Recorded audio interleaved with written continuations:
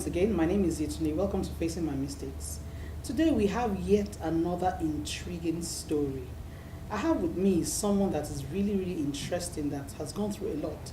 But before we go to her, let me ask you a few questions. Do you know that sometimes the characters you exhibit could be as a result of something that came from your lineage, from your forefathers, from your grandfather, from your great-grandfather? Sometimes they'll tell you, oh, you're behaving like your grandmother. That's what your grandmother used to do. Oh, that's how your mother used to do. Or, oh, that's how your great-grandmother used to do. Have you sat down to think about the spiritual linkage to all those things? We're going to be speaking with someone today, Evangelist Toluwanimi, who's going to be sharing her own experiences with us. Everything she had gone through, how she came about, what the character she was exhibiting, and how she was able to overcome it, and for her to become who she is today. You're welcome, ma'am. Thank you, ma'am. So, madam, yours is a very powerful one, I must say. Extremely powerful. I mean, I've heard you say some things in me, and I'm like, this is a very different woman. But, I mean, let me allow you to tell your story. First, tell us about yourself, where you're from, and everything everything that happened to you while growing up. Thank you, madam. It's a lot and a long story, but I'm going to say it the way the Holy Spirit will direct me. My name is Evangelist Toluwanimi. Toluwanimi, yes. Being the firstborn of my parents, Toluwanimi, it's originally, given to you by God and all that. I happen to be the first child of my parents, and I'm from Lagos State and also Ogun State, Abeokuta. Yes, the royal family of Lagos, the Balogun family in Abeokuta. My father is still alive, so my father is a disciplinarian to the core, a fearful man. We grew up as someone looking at my father like a god. He is a good man, a good father, but there was nothing like daddy-daughter relationship, like, let me go and kiss daddy, let us embrace him. It was always too far. Very strict to us. Those attributes or whatever he displayed with us, made us what we are today. The good side of it, the positive side, and the negative side of it, because of the harshness, did not bring out the best in me, as in love towards people. My father taught us to always, before anyone raises their hand against, to give them 4. Really? Yeah. I'm not permitted to speak Yoruba. There are some Yoruba words that fits when he talks. Please, like, so always be on the pay defensive. Back, yeah, always on the defensive. Pay back. He groomed us like warriors. Wow. Yes, he groomed us like warriors. Probably my father from the Balogun family, because the Balogun family they're warriors. Then my mother's side too. My mother is a cool-natured woman, very cool. But then, there are traits that a person will not exhibit, but is there embedded, that a child will pick up. Well, being a warrior child again, I picked the strong traits from my father's side. I look exactly like my mom, but far in character and every other thing. I don't fight girls, I fight guys. I was born to fight. You fight guys? I fight guys. I was born to fight like a warrior. I fight. I was never really in love. There are times I meet guys while I was growing up that I would like, and they like me. God gave me the privilege of meeting good men. But because of these anger issues, I always send them out. They will come a little thing. Because my father taught us that when you say no, you don't say yes. Be a man of integrity or a woman of integrity. So whenever I say yes, I don't want to change it again to no. So when I tell a guy, I'm through with you, because I've already said I was true, there's no how I could say, okay, come back. Hey, welcome viewers. We've been speaking with Evangelist Toluwanimi, and it's amazing the kind of things that she's telling us, about her family, about her lineage and how it affected her, and how her father's harshness, affected her upbringing and all that. Tell me a bit more about your relationship with your siblings. I love them. I love them so much, but the time I got separated from them, by the time I ran from home to my grandparents, that was how it took me. And there was... You ran from home to your grandparents? Yeah, I ran from home to my grandparents. One day, my daddy was about beating me for something I did not do. Okay. So I decided to go home, to go to my grandparents. Okay. So I just went to them. He came. But my grandparents told him that, okay, since I live, my school is very close to their home, you know, that he should leave me. So on weekends I go home, but then I was staying with my grandparents. So that separation, you know, I think was the one that brought the gap between us. They didn't really grow with me. You know, they forgot, you know, they were very young. There was 4 years gap between me and the one that followed me. So that one was there, and I don't know what daddy must have told them or whatever. But when we grew up, we were able to come back together. Okay. I was showing them love, buying things for them, spending money on them and all that. But I don't know where that thing came in. I know there are some things I would not love to say here, but I know that something happened that is spiritual. Because these children got to start looking up to me, saying, sister me, and sister me. And I had what is the word? There was this separation between myself and dad. When I was like, I think about 15 years ago. And I confronted him. Wow. And nobody had ever done that. Confront the warrior. I confronted a warrior. What he gave to me, as in, you know, being the firstborn, I believe that there are some things he must have. So that when you go into the world, they lay you share. You understand? It was what I used like against him. It was against him. That day we had, and it began again as usual. I just stood before him and I looked into his face. I said, Daddy, you are fire, but my fire will swallow yours. Then I was already born again. Born again in the word and everything. I said, fire, I will swallow you. He just turned around. That was when the problem started between myself and my siblings. He called them one-on-one. Wow. But you know, I know something happened. They became my enemies. These ones fight you. I know. He didn't say it, but that was what happened. What happened. So, like, I'm the only one away now. The 4 of them are together, but till date.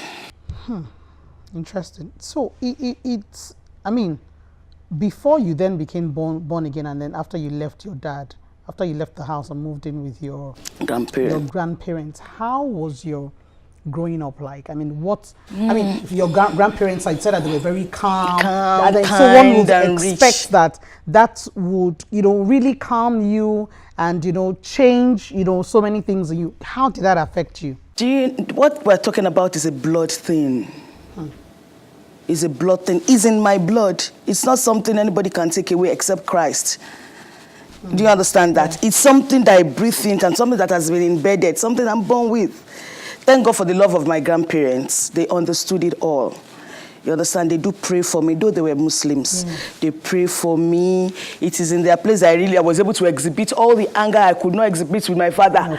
Those things that were locked up, bottled up. I didn't enjoy myself with him. At the age of 12, I was cooking a party meal. Because during Christmas party, with lots of people. With lots of people. At the age of 12 plus. My mom was not at home, but my father, during the crossover night into another year, we're going to kill a ram, do party. I will cook the food. Are you serious? And I cook it well. And people will come because my father was a very good cook. Both parents were very good cooks. So my father will come and, I told he's a perfectionist. He knows everything. He imparted that. You know, the positive side is that the negative. You bring like an Olopo and auntie or where is someone to Olopo help and auntie? No.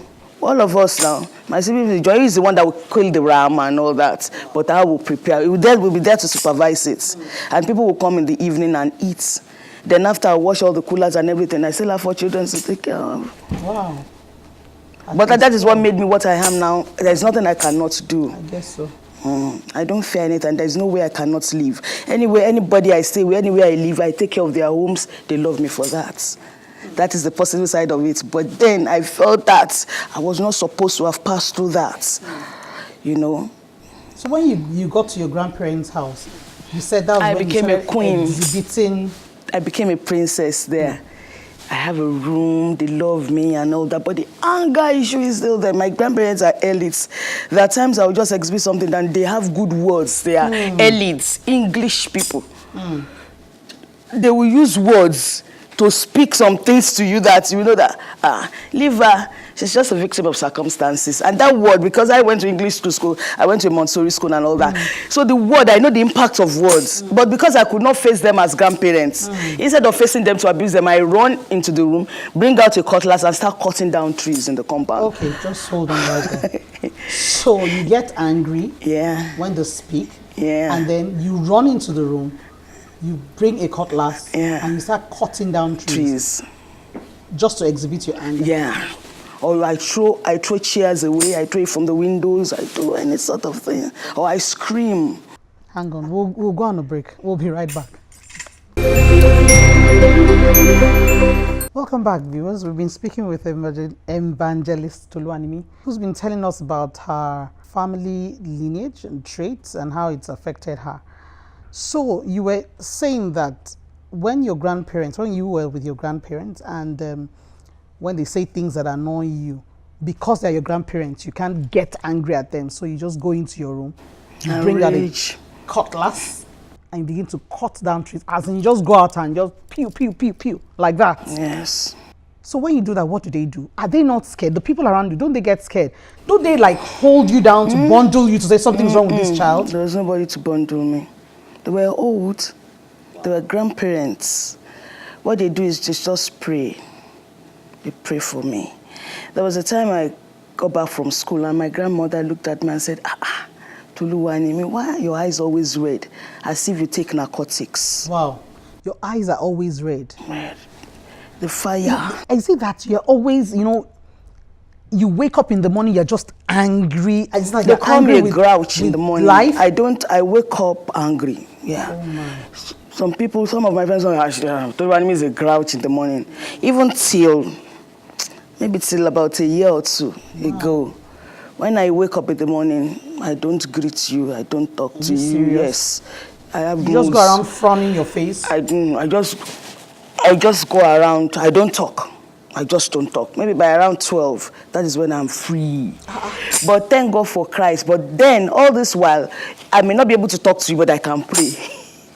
Do you understand what I'm saying? I may not be able to talk to people in the morning, but I pray. From 3 a.m. I can pray till 5. I pray. That's what I don't talk.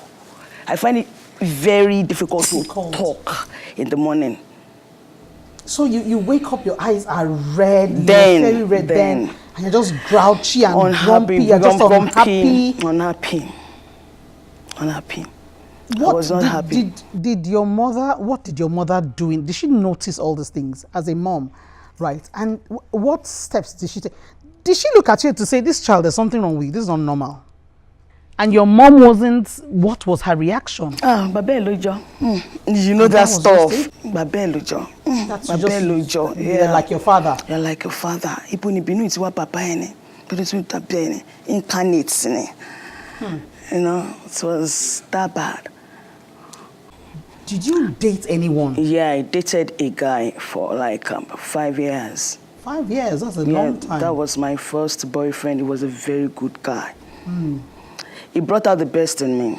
Fantastic. So what But the happened? anger too was there.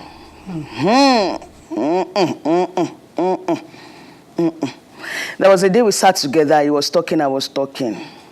And something happened. I just took the glass from the table. With my anger, the glass cup. I pressed the glass cup together. You broke it? Yeah, I broke it. Oh my God. And he still took me like that. I broke, and I was slim, small. You look at me, I broke it. That's to show him that I was angry. We're talking, I was still talking. I told him, keep quiet. He didn't keep quiet. I said, keep quiet. When I'm talking, you don't talk. Oh my God. to a man. He was an Igbo guy. He wanted to marry. He obviously loved you. Stay with you for 5 years. The mother was the problem too. That one came and said the son is from a rural family, Yorubas and don't marry and all that. And they separated us. Oh, so that was no. It wasn't even because Ever of the since anger. then, I could not love any other person. Oh my God. That was the person God sent to me from heaven. Oh my God. So I could not love anybody. Did you meet other people? Yeah, I did meet other people, but they were second best. Oh my. Wow. Did you ever get married? No, really. Do you have children? Yes. How do you relate with your children? I mean, I love my children. This thing had already gone then. I love my children, but they know that mommy is a no-nonsense person. I don't show this. They don't see it. It's no longer there. Or at what point did it stop? It never really left. But the thing what God did was, I used the anger positively. There was a day I fought a man, a huge man.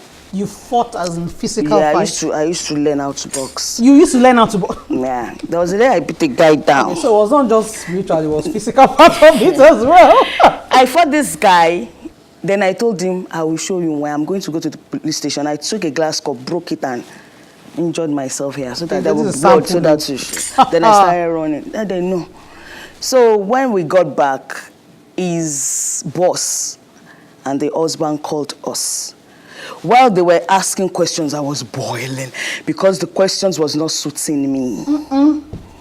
So I was boiling, I was raging. I don't know people, I know the meaning of rage. You don't know the meaning of rage, madam. It's just R-A-G to you. Rage is a force. It starts from here.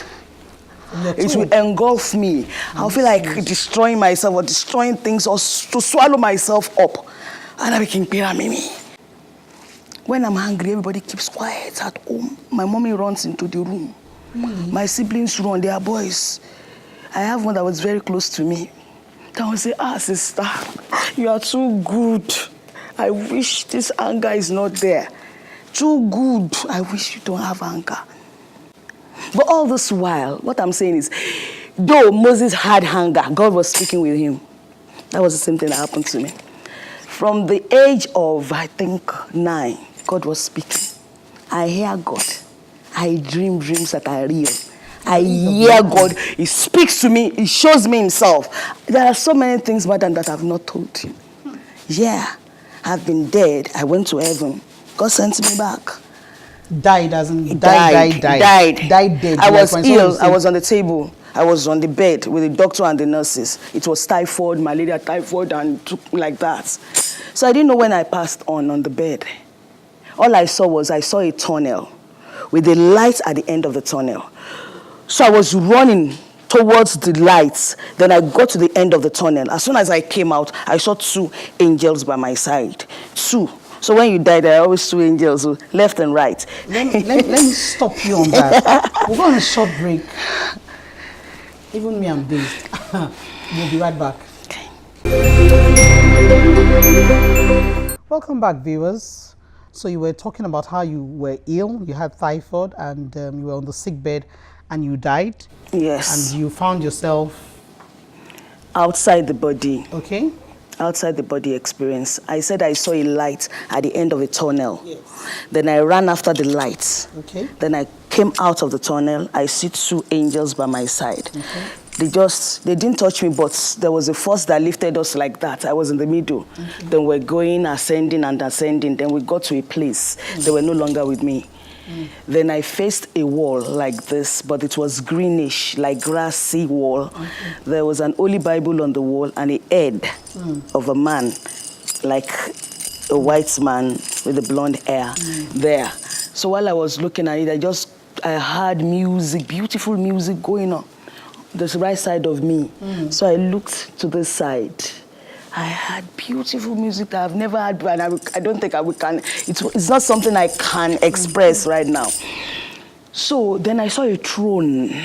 I don't think it's something I can say here, but I saw a throne, a mighty throne. On the throne was seated a ball of fire. Yeah. this color, fluorescent ball, a ball of fire. It was a fire, but a ball seated on the throne. And the throne looked at this place and said, give her back alive. And the man, the head, said, what is your name? Then I told him. Suddenly something entered me. That Yoruba was so me. Here on the bed, they were already like pumping. Bah. And then you just came alive. Yeah, that's an experience.